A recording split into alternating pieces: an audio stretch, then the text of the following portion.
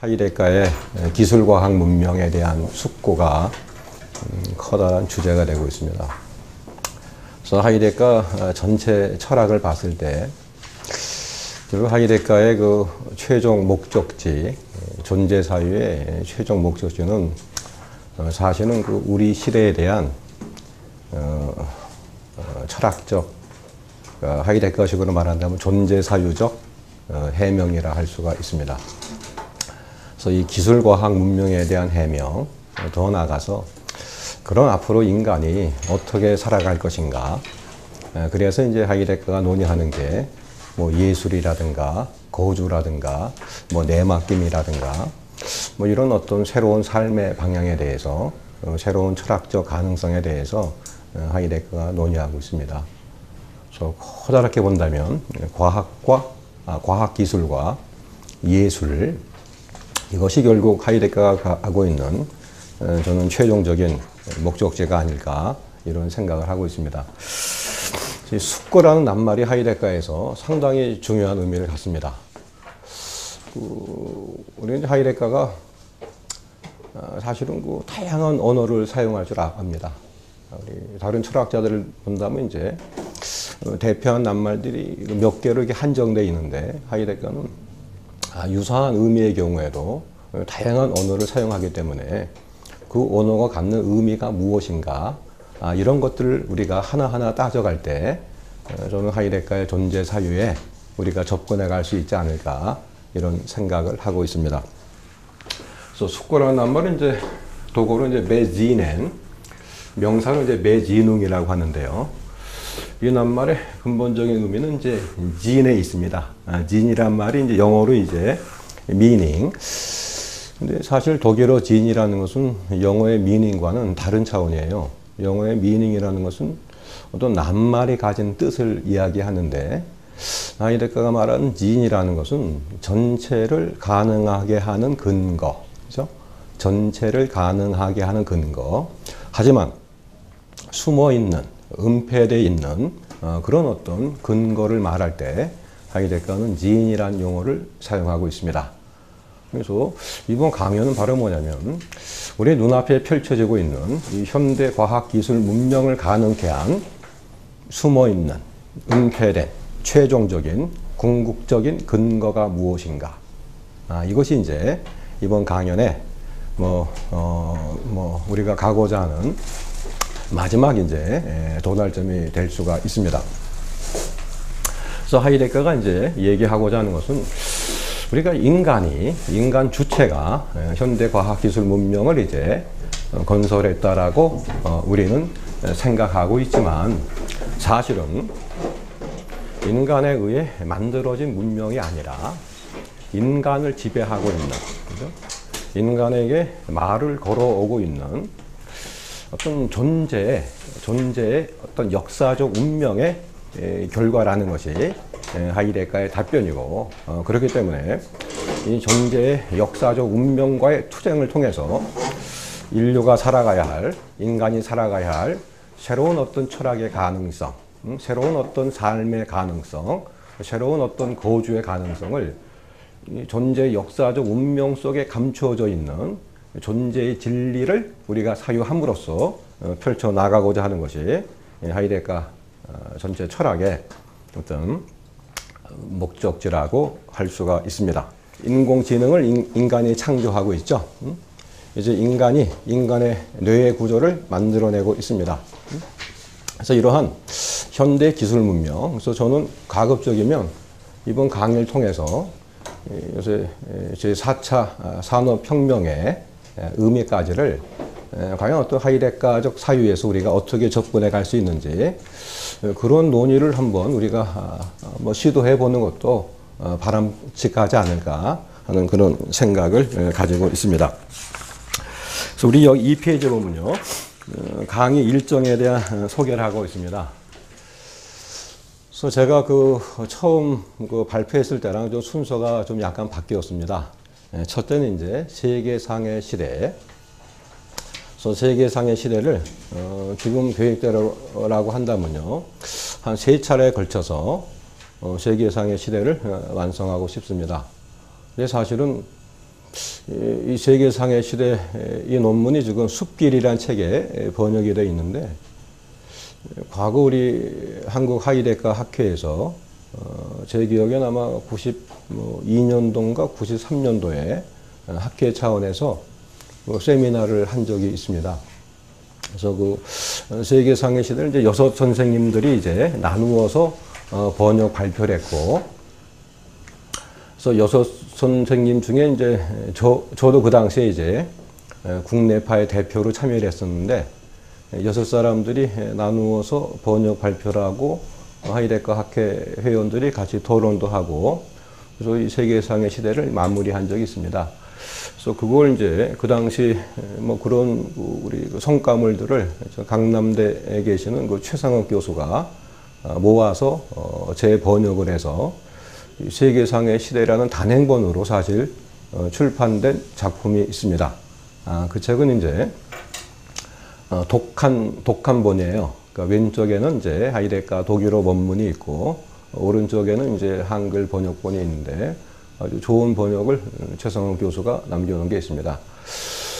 근데 그게 이제 단행본이었기 때문에 몇 년 후에 2008년인가 7년도에 돌아가신 신상희 교수가 숲길이라는 책을 번역하면서 최상욱 교수의 번역을 참조해서 재번역한 것이 지금 우리 선생님들이 갖고 계신 숲길이라는 책에 수록이 되어 있습니다.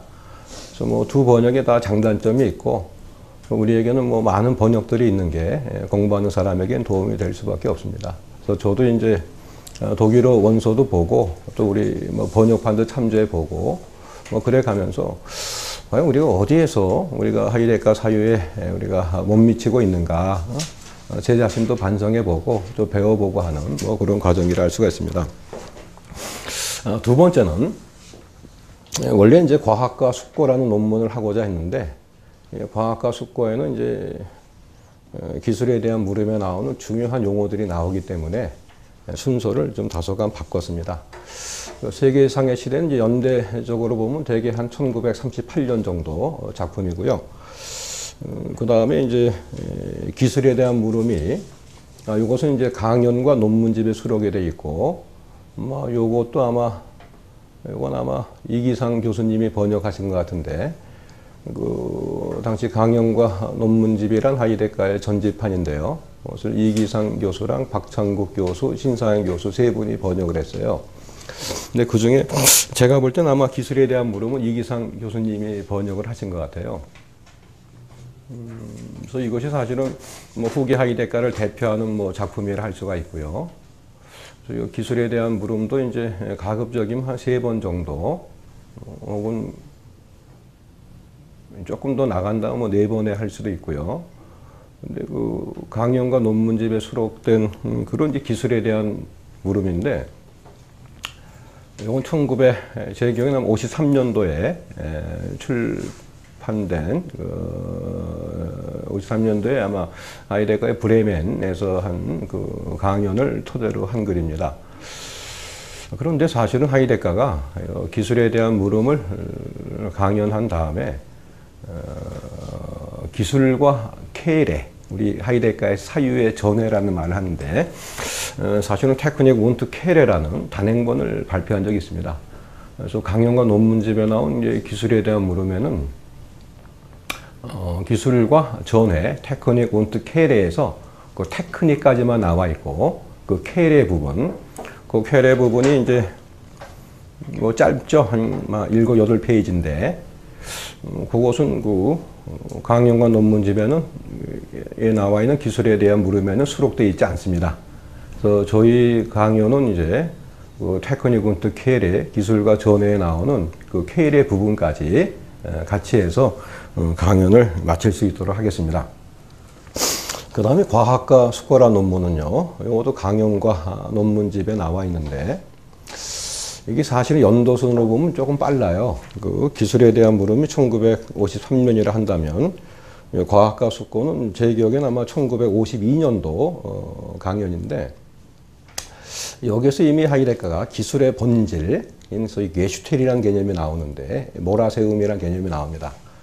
그 개념이 이미 과학과 숙고에서 사용되고 있기 때문에 순서를 바꾸는 것이 합당하다. 그래서 연도순으로 본다면 과학과 숙고가 1년 앞서지만 우리 강연에서는 기술에 대한 물음, 그리고 더 나아가서 이제 기술과 전해를 먼저 하고, 그 다음에 과학과 숙고를 강연함으로써 하이데거가 말하는 현대 과학 기술 문명의 의미가 무엇인가, 그것에 감추어진 근거가 무엇인가를 탐색하는 그런 그 시도를 한번 해보고자 합니다. 그래서 저는 그 다음에 이제 제가 사실 적어놓은 건 초연한 내맡김. 그래서 그럼 우리가 이 과학기술 시대를 과연 어떻게 살아갈 것인가. 하이데거는 독일의 독일 철학의 원조 할아버지를 한다면 이제 중세 초기에 에크하르트라는 유명한 신학자가 있습니다. 그 에크하르트에서 이제 겔라센하이트, 소위 초연한 내맡김. 에크하르트가 하고자 하는 얘기는 이제 우리가 신의 구원을 받기 위해서는 나의 모든 의지를 전적으로 이제 신에게 내맡겨야 된다. 뭐 그런 개념이 이제 초연한 내맡김입니다. 하이데거는 그 초연한 내맡김이란 개념을 이제 신에게 나를 내맡기는 것이 아니라 이제 존재의 진리에게 나를 내맡겨야 된다. 그런 의미에서 하이데거적인 시각에서 겔라센하이트, 즉 초연한 내맡김을 이제 재해석해서 출품한 것이 이제 초연한 내맡김. 겔라센하이트라는 유명한 그 논문입니다. 그래서 저는 이제 가급적이면 겔라센하이트까지 가고 싶은데, 근데 사실은 철학 강의라는 것이 또 해봐야 알 수가 있고요. 그래서 일단 과학과 숙고까지는 하여간 무조건 마칠 수 있도록 하고, 겔라센하이트는 시간적 여유가 된다면 가는 방향으로 하고요. 만약 뭐 시간적 여유가 안 된다면 이 겔라센하이트란 그 예술에 대한 혹은 거주에 대한 논문을 모아서 한 차례 강연을 더 하는 것도 좀 도움될 수 있다, 이렇게 생각을 하고 있습니다. 그래서 참고 문헌은 이제 제가 밑에 적어놨죠. 그 세계상의 시대 숲빌 신상희 교수가 번역을 했고요. 기술에 대한 물음은 아마 이기상 교수님이 번역을 하신 것 같고요. 초연한 내맡김이라는 논문도 이것도 이제 동일성과 차이라는 하이데거의 논문이 있는데, 이 논문을 번역하면서 신상희 교수가 이제 이 책에다가 사실은 번역해서 수록해 놓은 그 논문이 있습니다. 과학과 숙고는 아까 말씀드렸듯이 그 강연과 논문집에 번역이 되어 있고요. 요거는 아마 신상희 교수나 이기상 교수나 두 분 중 한 분이 번역하신 것 같고요. 그 다음에 이제 부참고 문헌으로 현대 과학과 기술, 특히 현대 과학에 대해서 하이데거가 우리가 지금 읽는 논문은 이제 세계상의 시대인데, 사실은 1933년도 작품, 하이데거 후기 철학 전체의 어떤 얼개를 소개한 작품이 사실은 철학의 기여라는 작품이 있습니다. 이 책이 사실은 너무너무 어렵고, 하이데거가 워낙 그 다양한 용어를 사용하기 때문에 사실은 번역이 거의 불가능하다 할 그런 책이고, 하이데거도 이건 세상에 내놓지 말라 하는 그런 책인데, 제가 좀 무모하게 한 2년 전에 번역을 한 적이 있습니다. 그래서 철학의 기여 부분에서요, 그 소위 존재가 떠나버린 시대, 바로 이제 근대를 상징하는 건데, 근대 현대를 상징하는 건데, 존재가 떠나버린 시대에 대표적인 어떤 현상으로서 자연과학에 대한 분석을 철학의 기여, 제 기억에는 아마 77절, 78절에서 이 부분을 이제 하이데거가 현대 과학에 대한 자기 전제론적 해석을 소개하고 있습니다. 그래서 우리 강연 시간에는요, 현대 과학을 논의할 때 철학의 기여에 나오는 부분들, 필요한 부분들을 제가 같이 소개해 가면서 강연할 수 있도록 하겠습니다.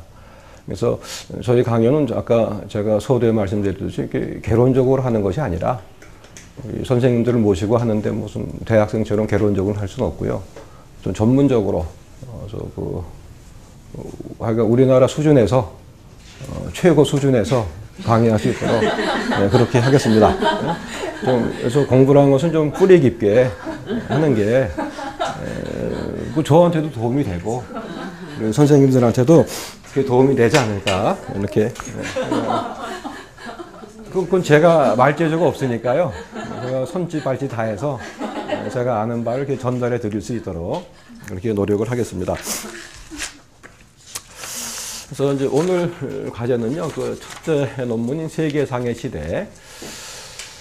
그래서 이 논문은 이제 전체적으로 한 50여 페이지 정도가 되는데요. 뒤에 한 20여 페이지, 뒤에 한 10여 페이지 정도는 사실은 그 본문에 대한 주가 붙어 있어요.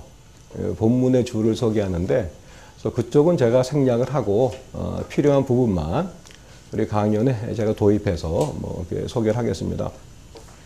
그래서 오늘 전체적으로 이제 하고 싶은 얘기는 형이상학과 하나의 시대가 이제 어떤 관계를 갖고 있는가, 첫째 주제가 되고요. 두 번째는 이 형이상학에 의해서 만들어진 하이데가식으로 말하는 형이상학에 의해서 이제 조금 전문적인 용어는 제가 차후에 좀 말씀드리고요. 이 형이상학에 의해서 어떤 그 토대가 놓여진 근대의 과연 본질적 현상이 무엇인가?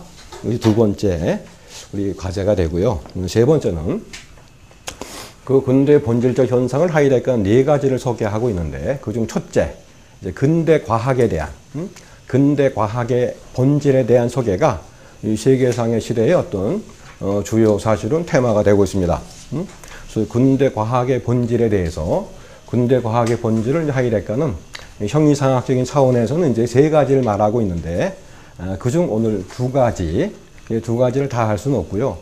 그 하나를 얘기하고 두 번째에 한 중간 정도까지 얘기해서 오늘은 좀 마무리 짓는 쪽으로 가겠습니다. 그렇다면 이제 세계상의 시대를 우리 세 번에 좀 완성할 수 있는 그런 전체의 어떤 줄거리가 될 수가 있습니다. 그래서 제가 여기 목차를 얘기할 때도 이제 근대 과학의 본질, 첫째 마주 던짐, 두 번째 방법 절차에 컨티뉴드라고 적어놓은 이유는 이것이 다음번 강연까지 연결된다. 뭐 이런 의미에서 적어놨습니다. 그럼 우리 5페이지 가서 이제 형이상학과 그 하나의 시대가 과연 어떤 관계를 갖는가에 대한 사실은 세계상의 시대라는 논문을 우리가 접하게 되면요. 그 첫 단락에서 사실은 학생들이 저도 마찬가지고요. 처음 아주 감동을 하게 돼요. 야, 참 세상을 이렇게 보는구나. 하이데가의 명문이 소개가 되고 있습니다. 근데 하이데가는 이제 형이상학이라는 것이 하나의 시대를 이제 하나의 시대에 어떤 토대를 놓는다라는 얘기를 하고 있는데 여기서 하이데가 말하는 형이상학이라는 것은요. 우리가 하이데가 글을 뭐 다른 철학자도 마찬가지인데 사실 읽기 어려운 이유는 우리 같은 사람들이 논문을 쓰면요. 이 개념을 좀 명료하려는 노력을 해요. 하지만 대가들은요. 지나가면서 이야기를 합니다. 그렇기 때문에 상당히 읽기 어렵지 않은가. 우리 2차 강연을 할 때 이제 형이상학이란 무엇인가에 대한 강의를 한번 한 적이 있었는데요. 그 형이상학이란 무엇인가라는 강의에서 말하는 형이상학은 하이데가가 말하고자 하는 근원적 의미에서의 형이상학이에요. 반면 이 세계상의 시대에서 형이상학이라고 하이데가가 지칭할 때는요. 이 전통적 의미에서의 형이상학, 이 전통적 형이상학을 가리키고 있습니다. 그래서 우리 지난 강연 때 이제 형이상학이란 무엇인가 사실은 서문과 결론 부분을 하이데가가 형이상학이란 무엇인가라는 강연을 한 것은 1928년이고 형이상학이란 무엇인가에 대한 그 서론과 결론을 쓴 것은 1940년대 이후에 쓰고 있습니다. 그래서 1940년도 이후에 썼던 서론과 결론은 저희가 시간상 강의를 못했는데 1943년인가 무슨 그 형이상학이란 무엇인가라는 그 소문에서 하이데가가 이런 얘기를 해요. 과학은 하나의 나무다. 그래서 데카르트가 과학을 이제 나무에 비유하는데 과학은 하나의 나무고 그 나무의 뿌리가 바로 형이상학이다. 줄기가 물리학이다. 가지가 개별과학이다. 아주 데카르트의 유명한 이야기죠. 그러니까 형이상학을 뿌리로 해서 물리학이란 이제 나무 전체에 이제 줄기가 자라 나오는 것이고 그 줄기에서 이제 뭐 윤리학이라든가 무슨 법학이라든가 뭐 기계학이라든가 이런 가지가 이제 뻗어 나가게 된다. 이게 데카르트 생각인데 하이데거는 그 뿌리로서의 어떤 형이상학을 가능케 하는 사실은 토양이 있어야 되지 않느냐. 그래서 뿌리로서의 형이상학, 뿌리로서의 전통적 형이상학을 가능케 하는 그 토양이 하이데거가 말하고자 하는 근원적 의미에서의 형이상학이에요. 근데 일단 이 세계상의 시대에서 하이데거가 형이상학이라는 용어를 사용했을 때는 그 데카르트가 말하는 그 과학의 나무의 뿌리, 아직 근원적 의미의 형이상학이 아니라 이 전통적 의미의 형이상학을 하이데거는 이 논문에서는 가리키고 있습니다. 그래서 이 논문에서 이제 우리가 형이상학 그랬을 때는 이것은 전통적 형이상학이구나. 다시 말해서 우리가 알고 있는 뭐죠? 고대 형이상학, 뭐 플라톤이나 아리스토텔레스, 혹은 중세 형이상학, 뭐 토마스 아퀴나스라든가 등등등, 또 근대 형이상학, 뭐 칸트라든가 뭐 헤겔이라든가 등등을 가리키는 것이구나. 이렇게 이해하시면은 뭐 이해에 좀 도움될 수 있다라고 생각합니다. 그래서 세계상의 시대 그 첫 문장이 우리 5페이지 두 번째 단락에 나와 있습니다. 형이상학은 존재자의 본질에 대한 숙고와 진리의 본질에 대한 결단을 실행한다. 아주 하이데거의 유명한 명제죠. 사실 형이상학이란, 전통적 형이상학이라는 것이 뭐죠? 바로 존재자가 무엇인가를 묻고 있죠. 티토온, 아리스토텔레스가 정의한 티토온, 뭐 영어로 말하면 what is the 존재자, 그죠? 존재자란 무엇인가? 이 존재자의 본질을 묻는 것이 전통적 형이상학이에요. 그래서 존재자의 본질을 어떻게 규정하냐에 따라서 뭐죠? 그 시대의 모습은 달라질 수가 있습니다. 그래서 플라톤이 말한 존재자의 본질은 뭐죠? 이데아가 되는 것이고, 중세에서 말한 존재자의 본질은 뭐죠? 바로 기독교적인 하나님이 되는 것이고, 그렇죠?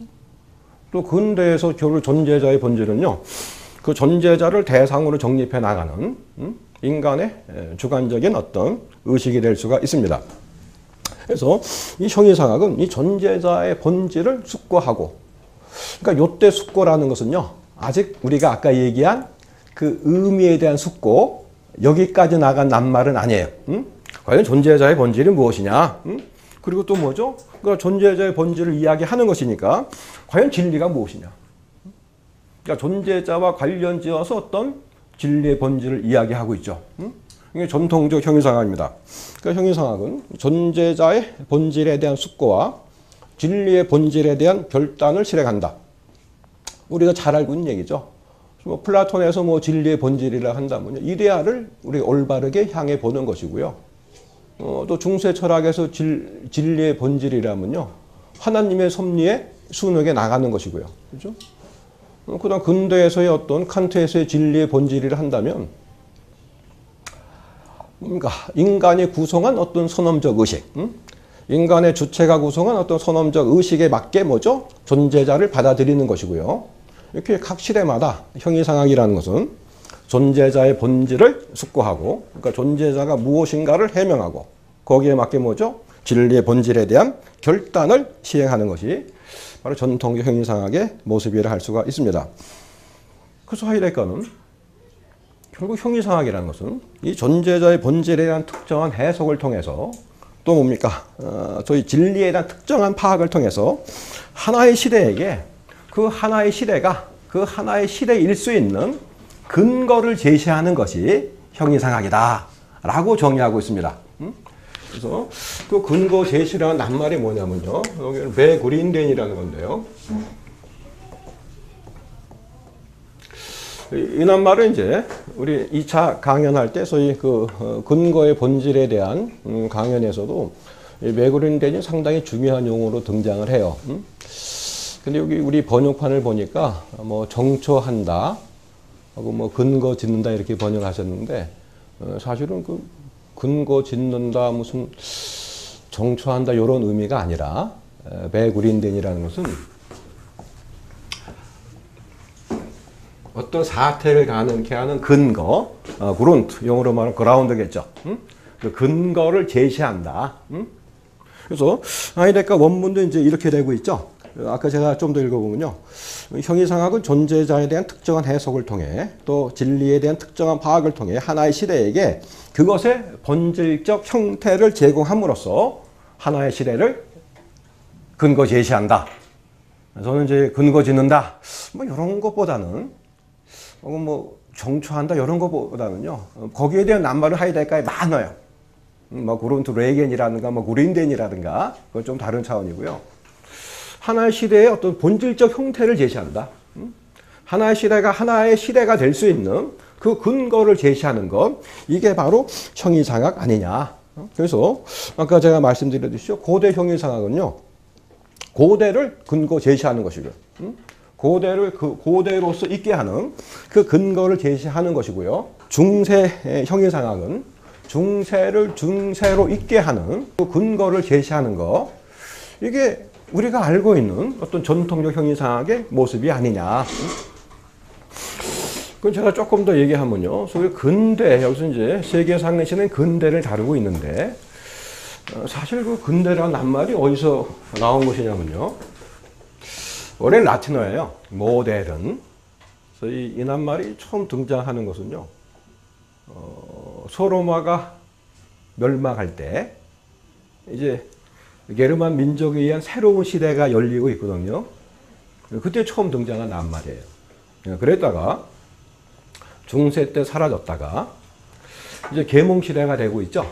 그래서 로마 카톨릭이 무너지면서 그래서 이성의 시대가 열리고 있습니다.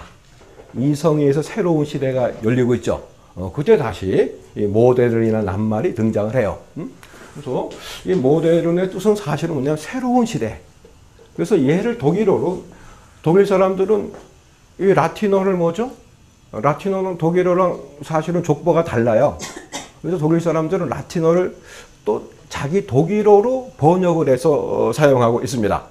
그래서 독일 사람들이 번역한 낱말이 이제 노이자이트예요. 새로운 시대. 노이란 말이 영어로 이제 뉴가 되는 것이고요. 뭐 자이트라는 것은 이제 시대, 시간 이런 뜻이겠죠. 새로운 시대. 새로운 시대. 그래서 사실은 우리가 이제 영어는 이제 모던이라는 낱말밖에 없죠. 그래서 사실은 이제 노이자이트를 우리말로 번역할 때 과연 어떻게 번역해야 되느냐. 사실 모던을 번역한 것이니까. 근데 제가 이렇게 하이데거 전체를 본다면요. 제가 전에 어려서 논문 쓸 때는요. 어린 건 아니고 되게 한 40대 초반에 논문 쓸 때는 사실은 이제 뭐 노이자이트가 이제 모던을 번역한 것이기 때문에 새로운 시대 이런 뜻이기 때문에 근대라고 번역을 했었는데 하이데거 전체적인 어떤 존재 사유의 구조를 본다면 하이데거는 계몽 시대 이래의 어떤 근대를 가리킬 때는 소위 노이자이트라는 낱말을 쓰고 근데 현대 우리 눈앞에 있는 현대를 가리킬 때는요 모논이라는 낱말을 사용하고 있습니다. 그렇기 때문에 그러니까 이제 근대와 현대의 또 차이가 무엇인가 이것도 이제 앞으로 이제 논의의 대상이 되는 것인데 하이데거는 하여간 노이자이트 새로운 시대 그러니까 모던의 독일어 번역 말이죠. 노이자이트를 말할 때는 이제 우리식으로 말하면 계몽 시대 근대를 가리키는 것이고 모던이라는 낱말을 쓸 때는 이제 현대를 가리키는 쪽으로 해석해야지만 하이데거에 대한 이해가 가능하지 않겠느냐. 그럼 다시 말씀드리면 이제 그 형이상학의 여하튼 하여간 하나의 시대가 하나의 시대일 수 있는 그 근거를 부여한다. 근거를 제시한다. 이게 베구린덴의 의미가 되는 것이고요. 그렇기 때문에 이제 형이상학이 하나의 시대가 하나의 시대에서 근거를 제시하기 때문에 그 형이상학적인 근거야말로 그 하나의 시대를 특징 짓는 모든 현상들을 이제 속속들이 지배하게 됩니다. 그렇죠? 하나의 시대일 수 있는 근거를 제시하는 것이기 때문에 그 하나의 시대를 대표하는 어떤 대표하는 현상들을 결국 속속들이 지배해 가는 것이 바로 형이상학적인 근거가 아닌가. 누르이 헤르슈안을 이제 우리 신상희 교수님은 이제 아마 철저히 지배한다 이렇게 번역하셨는데, 저는 이제 그런 것보다는 두루히라 그랬을 때 그런 그 근대를 대표하는 그런 현상들을 아주 속속들이 지배하는 거, 이게 형이상학적인 근거가 아니냐. 여기서 이제 조금 더 제가 낱말 소개하면요, 에어샤이농을 지금 현상이라 번역을 했는데요. 그럼 우리가 현상학에서 말하는 현상과는 다른 개념이에요. 우리 현상학에서 페노메논, 현상이라 한다면요, 우리가 아까 얘기한 뭐죠? 전체를 가능케 한 어떤 근거로서 현상을 가리키는 것이고, 여기서 우리가 현상이라 한다면요, 우리가 칸트에서도 에어샤이농이라는 낱말이 나오고 있죠. 어떤 그 본질 근거를 토대로 해서 우리에게 보여지는 모습. 그래서 사실은 우리가 현상학에서 현상과 좀 혼동될 염려가 있습니다. 그래서 제가 그 철학의 기호를 번역할 때는 이제 에어샤이농을 저는 현출이라 번역을 했었는데, 또 뭐 세계상의 시대를 얘기하면서 현출 그러면 또 뭐 어감도 이상하니까 일단 현상이라 썼는데, 그러니까 여기에서 말하는 현상이라는 것은 그러니까 근대를 가능케 하는 것이 어떤 형이상학적인 근거라고 한다면, 그죠? 그 형이상학적인 근거로 인해서 어떤 근대가 형성되고 근대가 우리에게 다가오는 모습, 그죠? 그러니까 영어로 말하면 어피어런스가 되는 것이겠죠. 근대가 우리에게 다가오고 있는 그런 어떤 어피어런스, 그 다가오는 모습으로서의 그 현상이에요. 그러니까 거꾸로 말한다면요, 우리가 그 현상, 우리에게 다가오고 있는, 우리에게 내비쳐지고 있는 그런 근대에 나타나고 있는 모습, 그런 에어샤이는, 그런 현상을 우리가 뭡니까? 충분히 이제 숙고하기 위해서는 그런 현상을 가능케 한 과연 의미가 과연 무엇이냐? 아까 저 매진엔, 그죠? 지인을 사유하는 것이죠.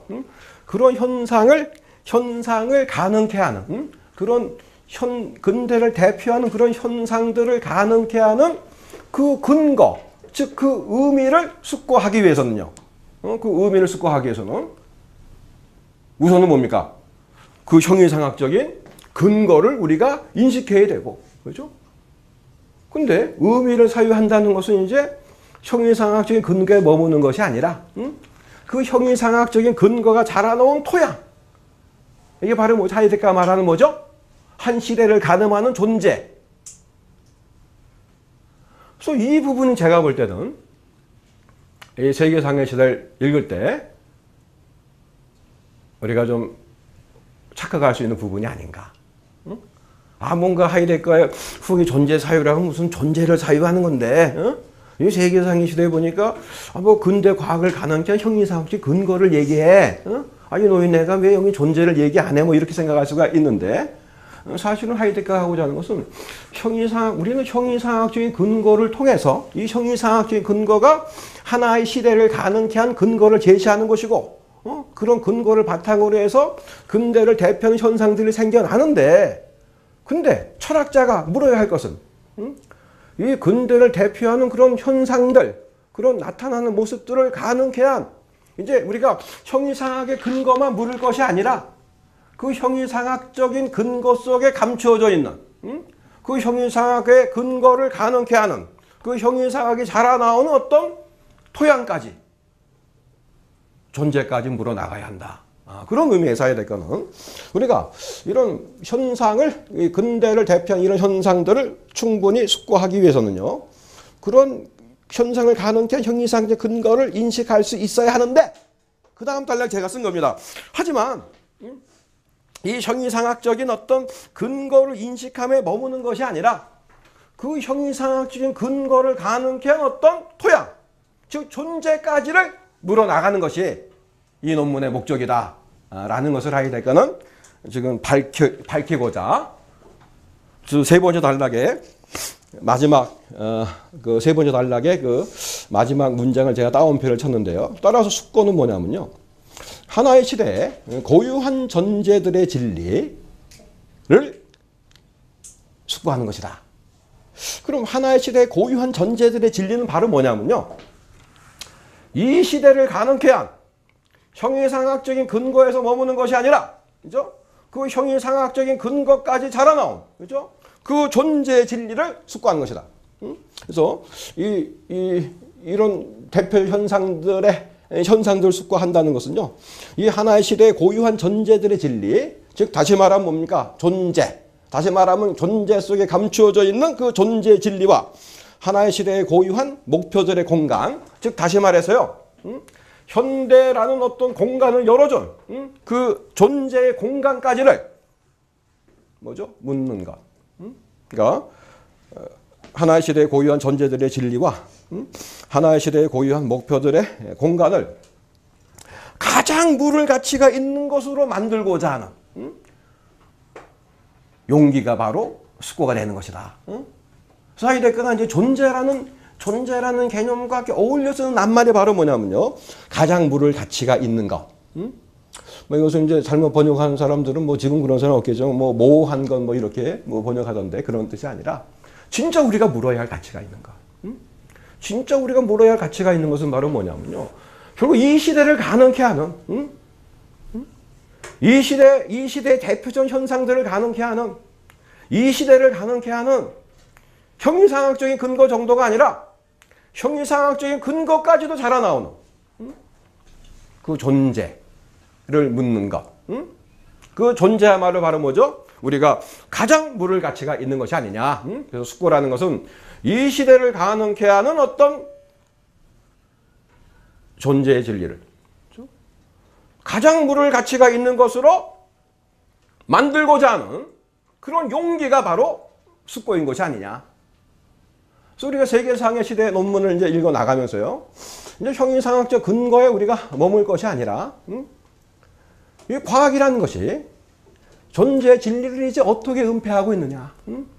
이 현대 과학을 가능케 한 어떤, 과연 존재가 과연 뭐냐. 과연 존재의 역사적 운명이 뭐냐. 이걸 찾아 나갈 수 있도록 노력을 해야 되고요. 그래서 거기에 대한 답을 주는 것은 사실 아까 말씀드린 기술에 대한 물음이에요. 그리고 그걸 바탕으로 해서 사실은 우리가 마지막에 할 과학과 숙고라 논문도 사실은 거기까지, 이 존재의 문제까지 나가고 있습니다. 이것이 이번 강연에 저는 가장 핵심적인 어떤 논의사항이 아닌가 이렇게 생각을 하고 있습니다.